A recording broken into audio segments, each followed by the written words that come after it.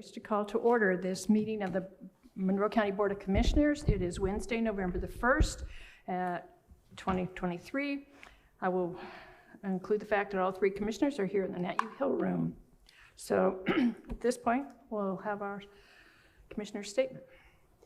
We, the Monroe County Board of Commissioners, renew our commitment to welcome and protect the rights of all people, regardless of age, race, color, creed, disability, sexual orientation, gender, gender identity, marital status, economic status, and national origin.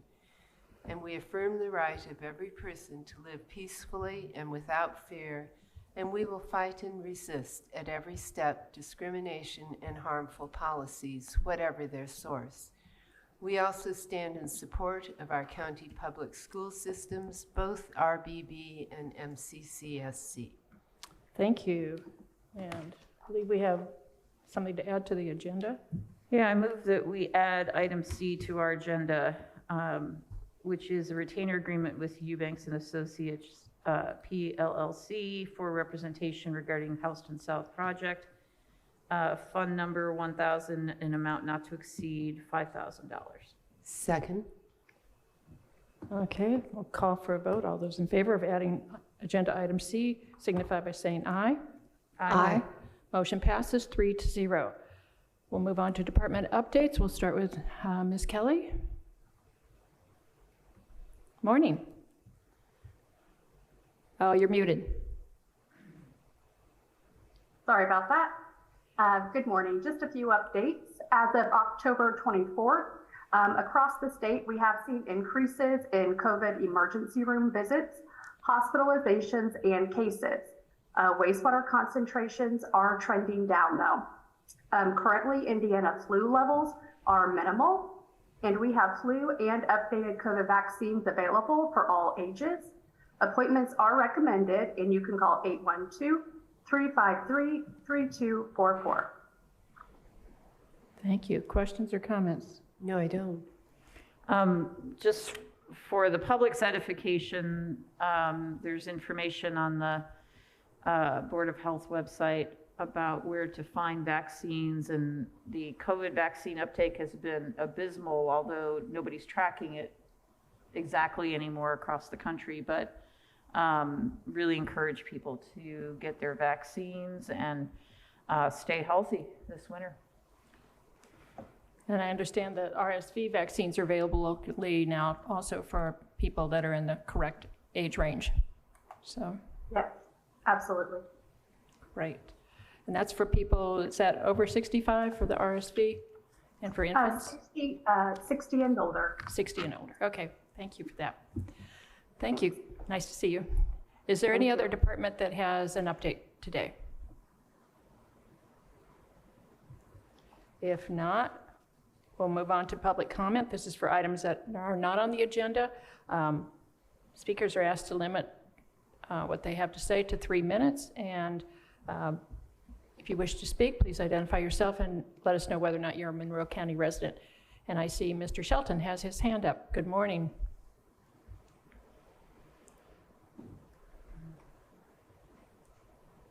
Good morning, Commissioners. Jim Shelton. I am a Monroe County resident.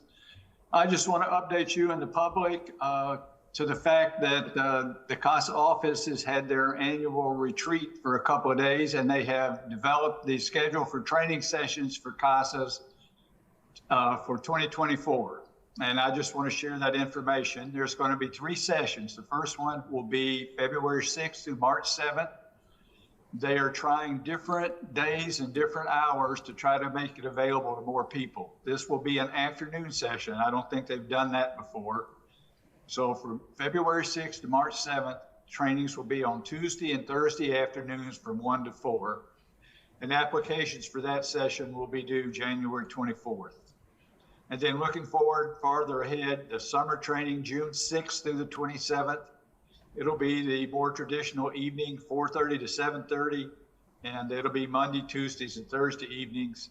And then the fall training next fall will be September 17th through October 17th on Tuesday and Thursday evenings. These details can be seen online at monroecountycasa.org. Click on the volunteer link, and then there's a drop-down menu, and you can click on orientation and training. It'll also describe the kinds of things that the training covers, child protection law in Indiana, what are the roles and responsibilities of the CASA, the report writing formats that the court likes to see. The CASA's job, one of them is to tell the court how things are going with the child and how things are going with the parents as they're trying to get their lives in order to where it will be safe to put the child back with them. And you can also call 812-333-2272 and talk to a staff member to learn any details or have any questions you might have asked. Also on the volunteer page, there is a frequently asked question page with answers to a lot of the common questions that people might have in trying to decide if this is a volunteer opportunity for them. We need volunteers, we always do. No matter whether COVID or whatever, we constantly have problems where children have to be removed from their homes and placed in foster care or some other arrangement. And the CASA helps the court monitor how they're doing and, like I said, how the parents are doing. So please think about that. You've got time to think in spite of the holidays. January 24th will be here before we know it. And get the applications in. You can fill the applications online at that website too. Thank you. Thank you, Mr. Shelton, and thank you for always being such a strong advocate for CASA. Is there anyone else who has wishes to make public comment? Seeing none, we'll move on to approval of the minutes. I move approval of the minutes for October 25th, 2023. Second.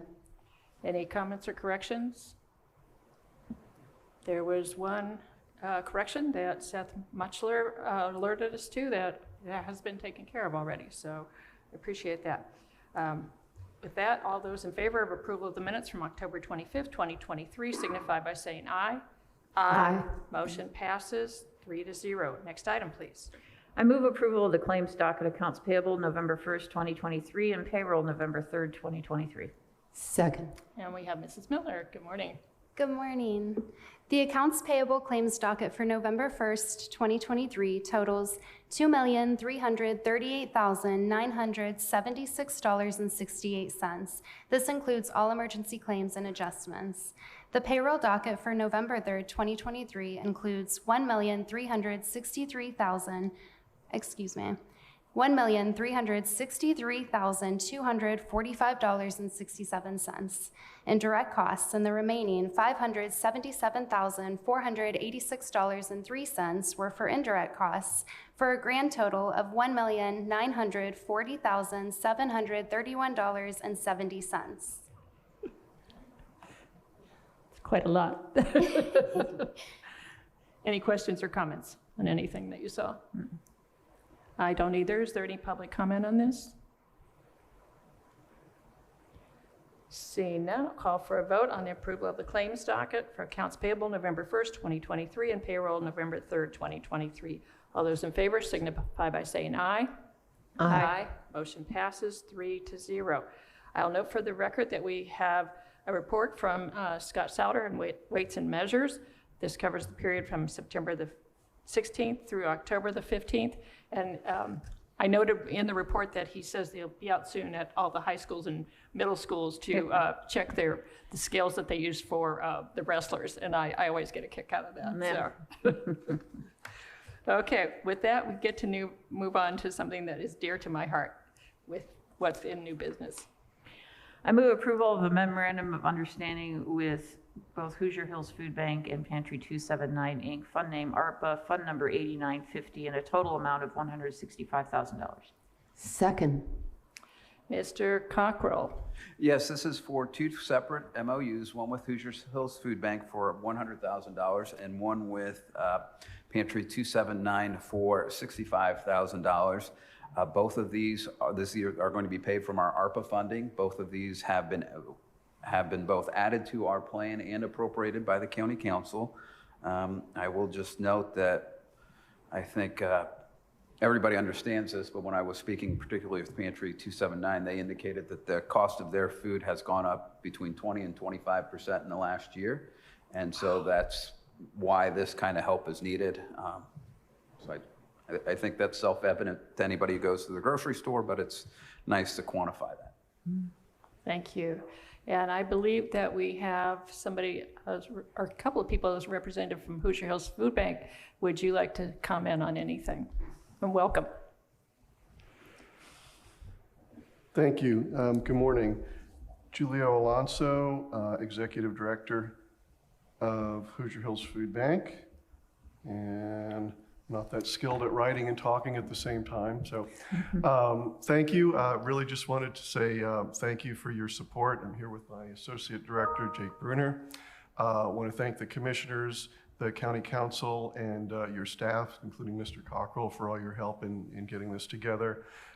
Definitely very much needed and welcome support for both of our organizations at the food bank.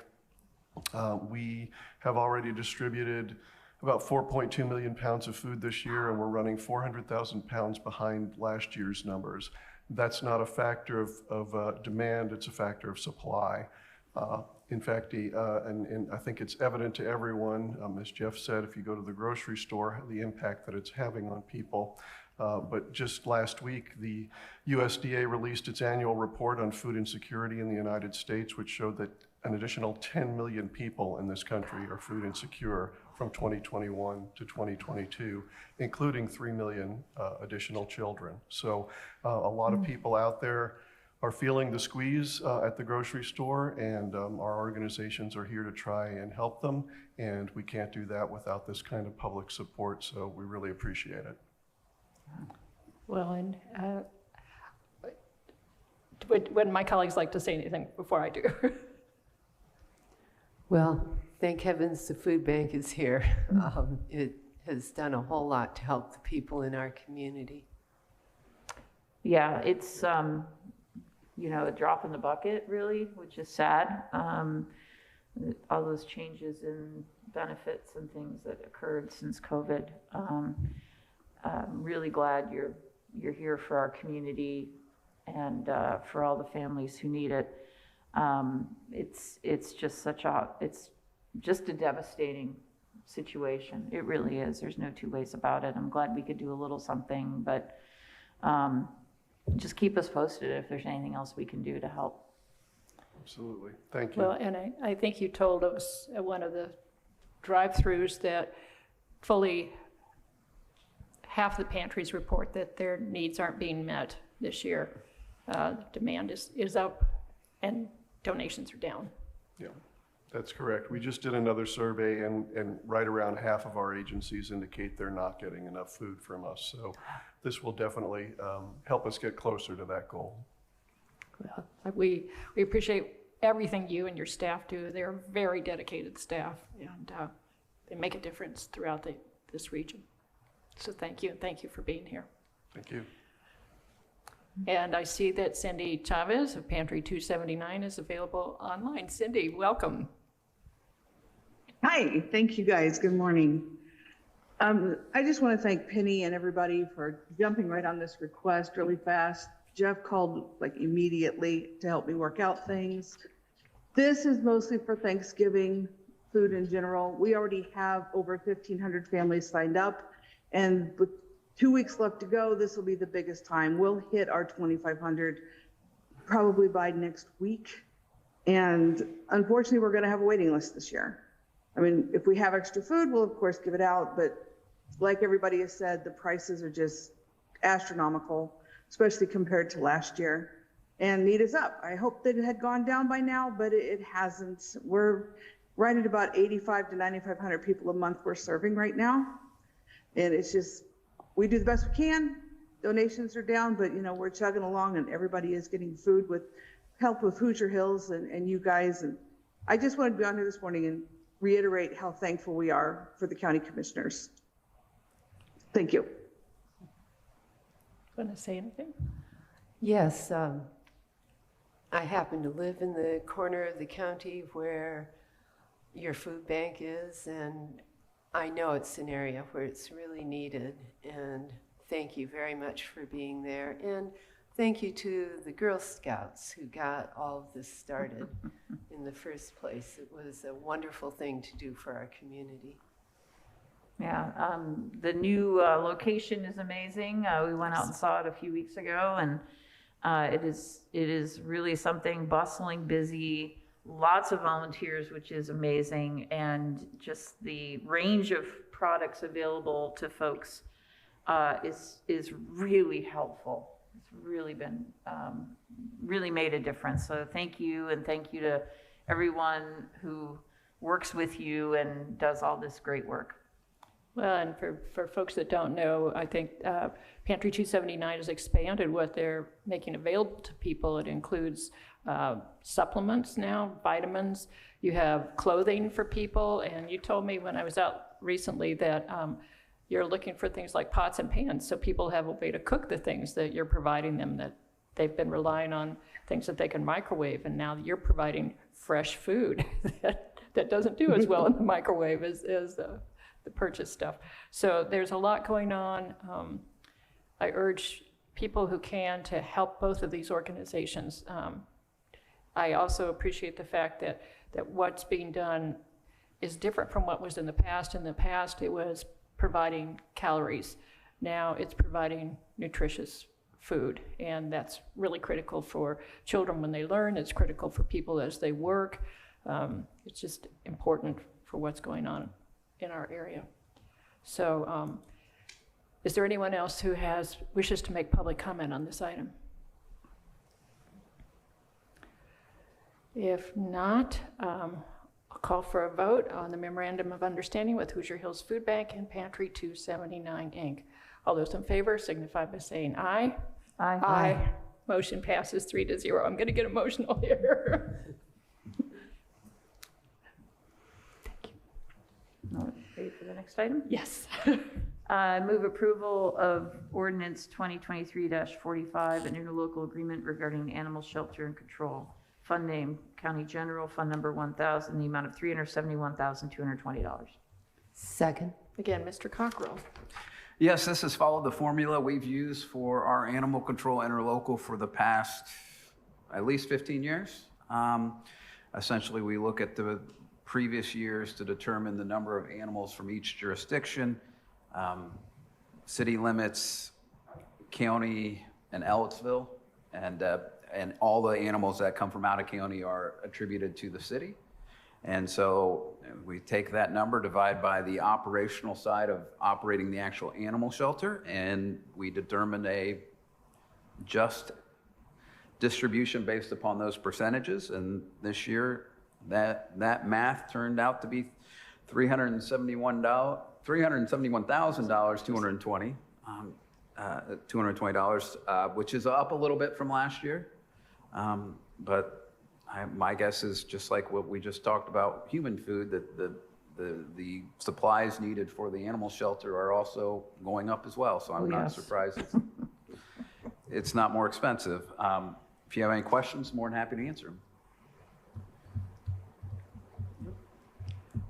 Questions? No, I was just thinking about my little Stanley this morning. Glad the shelter's there, and yes, the cost of food is going up. So I just want to clarify, this is reimbursement of the 2022 shelter operations, right? We use 2022 numbers because those are what we have finalized for this agreement. But it's for the actual use of 2024. Included in this is our animal management is going to continue to enforce the county ordinances within the city limits. And so the cost is based upon 2022 numbers, but it's for 2024. Okay, thank you. All right. Is there any public comment on this item?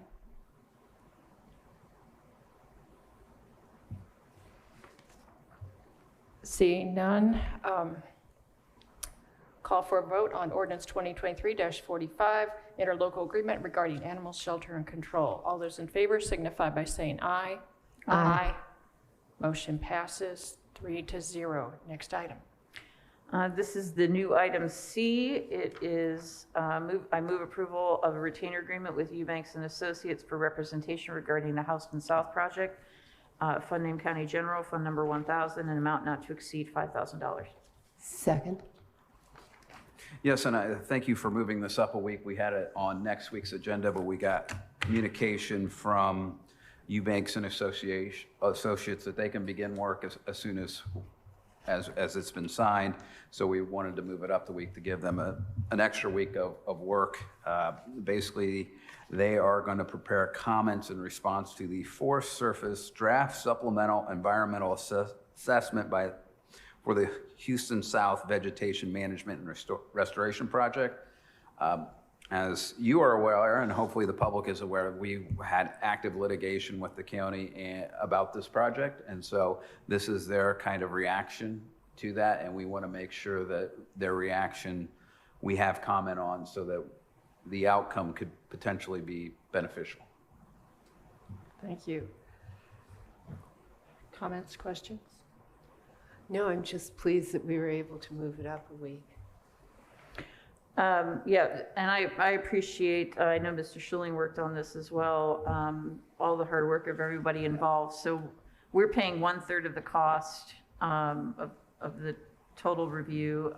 Indiana Forest Alliance is paying 1/3, and Hoosier Environmental Council is paying 1/3. So I just want to make that clear for everyone that we're not paying for this alone. But it's important work and it needs to get done. So Mr. Eubanks has been amazing to work with. Absolutely amazing. So I look forward to continue working with him. Yes, and I'm glad that Sherry Mitchell-Brooker of Friends of Lake Monroe is still involved with us with all this. I have started through the 75-page report that we got from the Forest Service, and I'm making detailed notes because I would like to see a lot more specific information from them. You know, and I'm not sure if I should be sharing that later with Mr. Schilling or what should happen with that, but I'm surprised at the lack of specificity in what we receive from the Forest Service. So is there any comment, any public comment on this item? If not, call for a vote on retainer agreement with Eubanks and Associates for representation regarding the Houston South project. All those in favor signify by saying aye. Aye. Motion passes 3-0. I believe we have one appointment. Yes, I move approval of appointing George Hageman to the Health Board for a term ending December 31st, 2026. Second. Do we take public No. comment? No. Okay, then I'm pleased that Professor Hageman is willing to continue service to us all. And with that, I'll call for a vote on the appointment of George Hageman to the Health Board. All those in favor signify by saying aye. Aye. Motion passes 3-0. I hope everyone stayed warm last night as they trick-or-treated for Halloween, for those who did that. I'll remind everybody that early election is still going on now through this Friday. It's 8 to 6. Next Saturday, it's coming Saturday, it'll be open from 9 till 4, and next Monday from 8 until noon. Those are all at election operations, and then the actual election will be Tuesday, November the 7th. And those will be at the various polling sites all around the county. You should, if you have questions, you can get onto the county website and identify where your polling site is. Free COVID testing still available, and as you heard earlier, you can call 812-353-3244 to make appointment for both COVID vaccine and flu vaccine shots through the public health clinic. We are still accepting a few applications for boards and commissions, as well as urging people to sign up for the alert system. All that can be found at co.monroe.in.us. If you're interested in talking with us, a commissioner, during one of our virtual office hours, it's also at the same website on our calendar. We have 6 different office hours available each month. We do have blood drives going on. The next one is next Wednesday from 1 to 6, and then Friday, November the 10th from 10 to 3. Those are at Ivy Tech in Shreve Hall, and then also in December, on December 13th from 1 to 6, and Friday, December the 15th from 10 to 3. We still have additional assistance funds available for county residents who might need assistance in paying for rent or utilities. You have to be income qualified, but if you need that help, please contact your local township trustee. Again, that information can also be found on our website and in our weekly minutes. Does anybody have any other announcements? No? Well, with that, we will adjourn. We do have a work session with multiple items. When should we return for the work session? 10:40? Okay, sounds good. Okay, we'll be back at 10:40. Thank you.